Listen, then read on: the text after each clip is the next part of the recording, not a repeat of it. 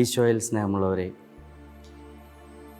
ഇന്നത്തെ സുവിശേഷത്തിലെ മത്തായിയുടെ സുവിശേഷം 15-ാം അധ്യായം 21 മുതലുള്ള തിരുവചനങ്ങളിൽ കാനാൻകാരിയുടെ വിശ്വാസമാണ് നമ്മൾ കാണുന്നത്.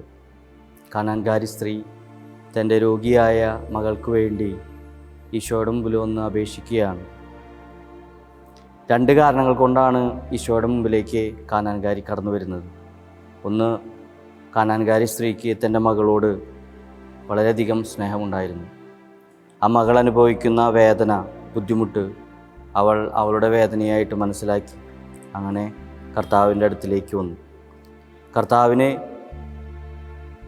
മകളെ സൗഖ്യപ്പെടുത്താൻ സാധിക്കുമെന്നുള്ള ഉറച്ച ബോധ്യം, വിശ്വാസം ആ സ്ത്രീക്കുണ്ടായിരുന്നു.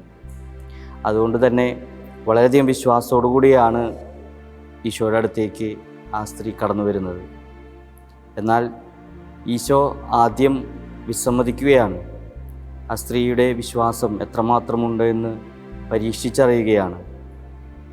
ആഴമേറിയ വിശ്വാസം ആ സ്ത്രീയിലുണ്ട് എന്ന് മനസ്സിലാക്കിയ ഈശോ ആ സ്ത്രീയുടെ വിശ്വാസത്തെ വിലമതിക്കുന്നുണ്ട്, പുകഴ്ത്തി സംസാരിക്കുന്നുണ്ട്.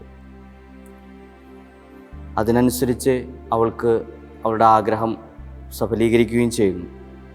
ഇന്ന് നമ്മുടെ ജീവിതത്തിൽ പലപ്പോഴും നമ്മുടെ വിശ്വാസം പരീക്ഷിക്കപ്പെടാറുണ്ട്. നമ്മൾ ആഗ്രഹിക്കുന്ന കാര്യങ്ങൾ ആഗ്രഹിക്കുന്ന സമയത്ത് ഒരുപക്ഷെ നടന്നുകൊള്ളണമെന്നില്ല. അപ്പോഴേക്കും നമുക്ക് വിശ്വാസത്തിൽ വ്യതിചലനങ്ങൾ സംഭവിക്കുന്നു, അല്ലെങ്കിൽ മറ്റ് പല കാര്യങ്ങളിലേക്ക് നമ്മൾ കടന്നു പോകുന്നു. നമുക്ക് ആഴമേറിയ വിശ്വാസം, ബോധ്യം ഉണ്ടാകണം. അതുപോലെ തന്നെ ആത്മാർത്ഥമായി മറ്റുള്ളവരെ സ്നേഹിക്കാൻ, വേദന അനുഭവിക്കുന്നവരുടെ കൂടെ ആയിരിക്കാൻ, അവരുടെ വേദനയിൽ പങ്കുചേരാൻ നമുക്ക് സാധിക്കണം. ഇന്നത്തെ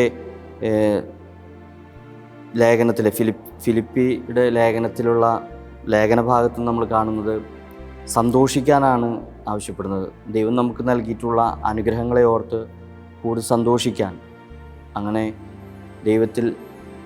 ദൈവത്തിൻ്റെ പ്രവർത്തനത്തിൽ പങ്കുചേരാൻ നമുക്ക് പരിശ്രമിക്കാം.